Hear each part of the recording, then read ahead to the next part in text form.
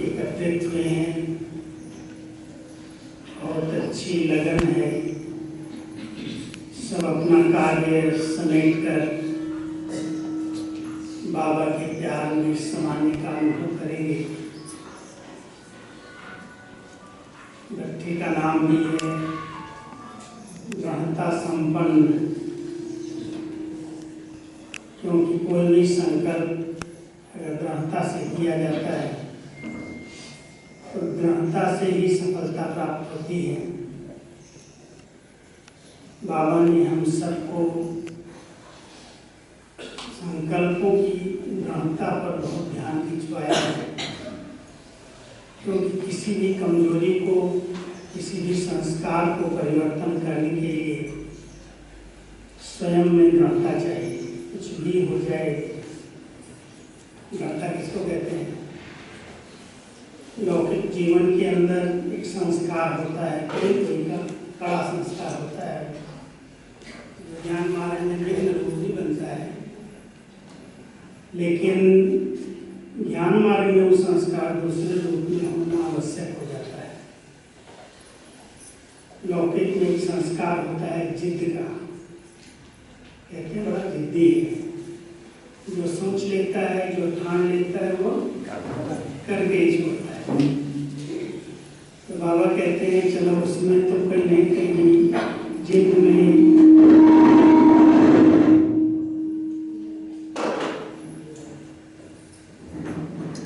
आवाज तो आ रही है सब। जिद के अंदर कहीं कहीं सिद्ध करने की भावना हो जाती है, सिद्ध करने लगते हैं कि मैं ही राइट हूँ, इसलिए उसको विकार का, बुराई का है। बाबा ने हम सबको दृढ़ता सिखाई है संकल्पों की, जो हमारी निजी ब्राह्मण जीवन की धारणाएं हैं। उन धारणाओं को पालन करने के लिए संकल्पों की दृढ़ता बहुत जरूरी है।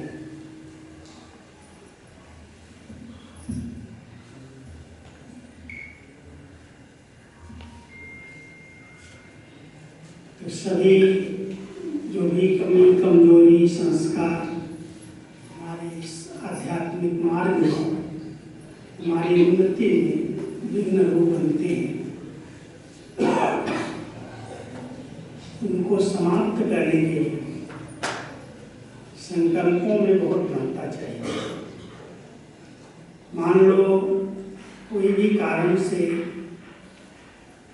जब हम योग करते हैं उस समय सुस्ती आती है, आलस आता है, मुरली सुनते हैं, मन बुद्धि भटकता है, एकाग्रता नहीं रहती है। कोई भी बात जो हम संकल्प लेते हैं उसमें कोई रुकावट आती है, हम नहीं कर पा रहे हैं, कोई के दबाव के कारण, कोई के प्रभाव के कारण। उस समय अगर संकल्पों में दृढ़ता होती है तो दृढ़ता सफलता को सामने ले आती है। इसलिए बाबा अपने बच्चों को कहते हैं, बच्चे अगर एक कहावत है, जहाँ चाह है वहाँ राह निकल आती है।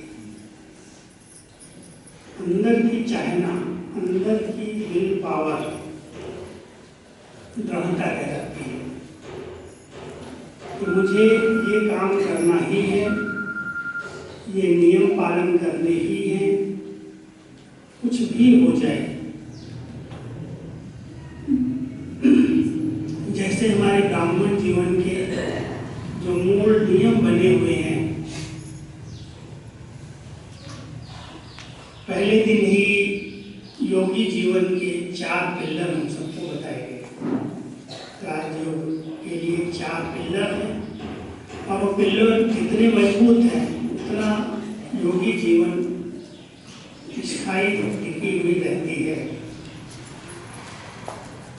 सबसे पहले राजयोग के अभ्यास के लिए, मन बुद्धि को स्वच्छ बनाने के लिए ब्रह्मचर्य व्रत पर ध्यान खिंचवाया जाता है। कि आप सब अपनी प्रवृत्ति में रहो, घर गृहस्थ में रहो, व्यवहार में रहो, लेकिन इस व्रत को दृढ़ता के साथ पालन करो। जितना पवित्र जीवन जिएंगे, ब्रह्मचर्य व्रत को दृढ़ता से पालन करेंगे, मन को भी शुद्ध रखेंगे, तो आपका योग बड़ा सहज हो जाएगा। योग लगाने की कोई जरूरत नहीं करनी पड़ेगी। जहाँ अस्वच्छता है, अपवित्रता है, वहाँ ही बुद्धि भटकती है, योग नहीं करता है। तो इस व्रत को हमने बाबा की श्रीमत पालन करने के लिए दृढ़ता से संकल्प किया। कुछ भी हो जाए, मुझे इस जीवन में बाबा ने जो समझ दी कि अंतिम जन्म है, कलयुग का अंत समय है, और अंत समय में अभी इस विकार की अशुद्धि को समाप्त करना है, क्योंकि अभी सृष्टि परिवर्तन हो रहा है और इस परिवर्तन में भोग बल की सृष्टि समाप्त हो रही है। कलयुग के अंत के साथ साथ जो जन्म देने की पद्धति है, भोग बल है, काम विकार है, उसकी भी समाप्ति हो रही है। नई सृष्टि का प्रारंभ योग बल से होगा। देवताएं योग बल से जन्म लेंगे। इसलिए इस पवित्रता के महत्व को समझ करके दृढ़ता से इसको पालन करना आवश्यक है। इसमें ही कई प्रकार की विघ्न, कई रुकावटें आती हैं। बाबा ने अपने बच्चों को इसके लिए कहा है, इस नियम, इस धारणा के लिए कहा है, धर्म करिए, धर्म न छोड़िए। चाहे जितना इसके लिए सहन करना पड़े, सामना करना पड़े, झुकना पड़े, पाना पड़े, लेकिन अपनी पवित्रता को खंडित नहीं होने देना। पक्का है ना सबको? जो बाबा के पक्के बच्चे हैं, वो इस व्रत को बहुत दृढ़ता के साथ पालन करते हैं। इसमें कहीं भी वो कंप्रोमाइज नहीं करते हैं। क्या करें, मोबाइल वाले बजाते रहते हैं।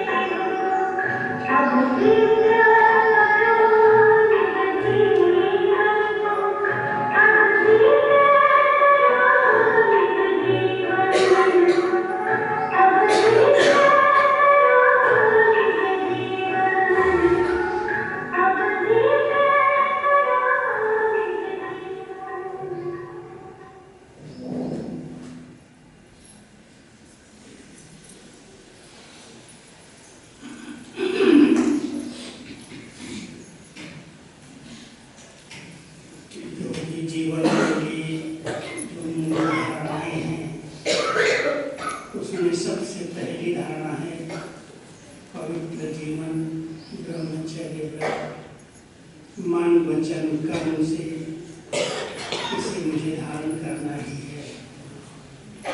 इसके लिए बहुत कुछ सहन करना पड़ता है। परिवार के अंदर टकराव होते हैं, कई बार घर के अंदर वो झगड़े हो जाते हैं। एक मानता है, एक पालन करता है, दूसरा उसका विरोध करता है कि ये कैसे होगा, ये कौन सा ज्ञान है, किसने सिखाया है। बहुत सारी बातें इस नियम में रुकावट लाने वाली आती हैं। माताओं को लगा अनुभव, भाइयों को भी होगा। जब वे व्रत लेते हैं और विशेष करके प्रवृत्ति में रहते हैं, कुमार कुमारियाँ तो फिर भी पास हो जाते हैं, सोचते हैं नहीं अकेले।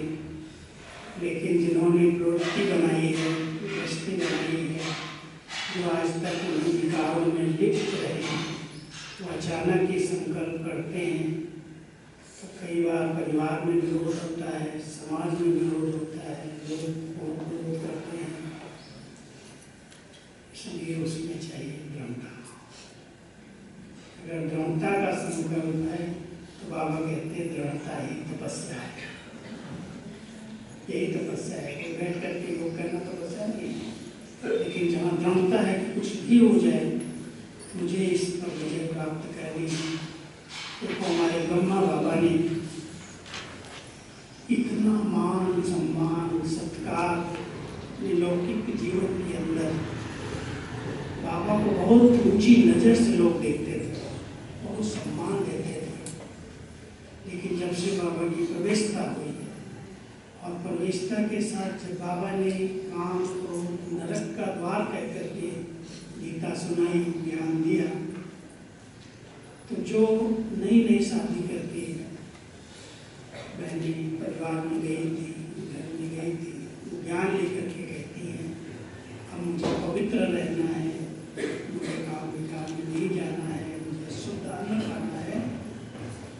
तो लोगों ने बहुत और यहाँ तक विरोध किया कि ब्रह्मा बाबा के ऊपर कोर्ट केस कर दिए, ब्रह्मा बाबा को मारने के प्लान बना दिए। तो ब्रह्मा बाबा ने कैसे ज्ञान देना शुरू किया, कहाँ से ज्ञान देना? ऐसी कोई भी बात शास्त्रों में आज तक नहीं। कोई बड़े बड़े संत महात्माएं भी नहीं कहते हैं कि आप प्रवृत्ति में रहो, घरग्रस्त में रहो, लेकिन पवित्र रहो। ये है कौन सा ज्ञान? इसके लिए बाबा को बहुत कुछ गालियाँ खानी पड़ी, बहुत कुछ सहन करना पड़ा। लोग जो संबंधी परिवार वाले थे वो बाबा को समझाते थे, बाबा और सब बहुत अच्छा आपका ज्ञान है, लेकिन ये बात जो आप कहते हो इसको कहना पड़ता। कैसे कलयुग में बाबा ने कहा बच्चे मैं तो कहता ही नहीं, मैं खुद प्रवृत्ति वाला हूँ। ये तो शिव भगवान डायरेक्ट कह रहे हैं और उनकी बातों को बच्चे मान रहे हैं। क्यों मान रहे हैं? उसके पीछे कारण ये है कि अभी नई सृष्टि की रचना होनी है, सतयुग की शुरुआत होनी है, योग बल की सृष्टि उत्पन्न करनी है। इसलिए भगवान के कार्य में मैं रुकावट नहीं डाल सकता। ये मेरा काम नहीं है। ब्रह्मा बाबा ने कहा मेरा काम नहीं है, आप मुझे गाली दे रहे हो, मैं सहन कर रहा हूँ, लेकिन मैं ये कुछ भी नहीं कर रहा हूँ। मैं तो खुद प्रवृत्ति वाला हूँ, मैं खुद गृहस्थी हूँ, मैं कभी कैसे कहूँगा तुम ऐसे करो। बाबा ने अपनी बेटियों की शादी यहाँ की थी। बाबा की 3 बेटियाँ थी, 2 बेटियों की शादी जहाँ की थी। एक पहली शादी जो बड़ी बेटी थी उसकी की थी एक बहुत बड़े ऊंचे हुए संत से, महात्मा से। एक माँ की पवित्रता की बात नहीं थी। दूसरे की बहुत बड़े धनाढ्य परिवार में की, तीसरी की तो बाद में हुई। लेकिन ये 2 बेटियों की जो शादी की थी उनके घर बड़े समृद्ध बहुत संपन्न थे। और ज्यों ज्ञान मिला उन्होंने पक्का निश्चय कर लिया कि मुझे कुछ भी हो जाए पवित्र बनना ही है। सबसे पहले उनके सामने बाबा आपने मुझे बेटी दी और उसके बाद मेरे लिए कौन से नियम के अंदर बांध रहे हो। बाबा कहते थे बच्चे कुछ भी हो, मैं नहीं कह रहा हूँ, ये भगवान का प्लान है, वो कह रहा है उसको नई दुनिया बनानी है। इसलिए बाबा ने हर बात सहन की, सबकी सुनी, सबका गालियाँ खाई, लेकिन कभी भी इस बात में कॉम्प्रोमाइज नहीं किया। कुछ भी हो, इसको पालन करना है, और इसको पालन करने के लिए ही दूसरे सब नियम हैं। भाई हम तो नहीं बाहर खाते हैं, शिवकारी के हाथ का, क्रोधी के हाथ का, लोभी के हाथ का खाना खाएंगे तो हमारे मन पर, हमारे विचारों पर उसका प्रभाव पड़ेगा, योग नहीं लगेगा, और हमारे जीवन में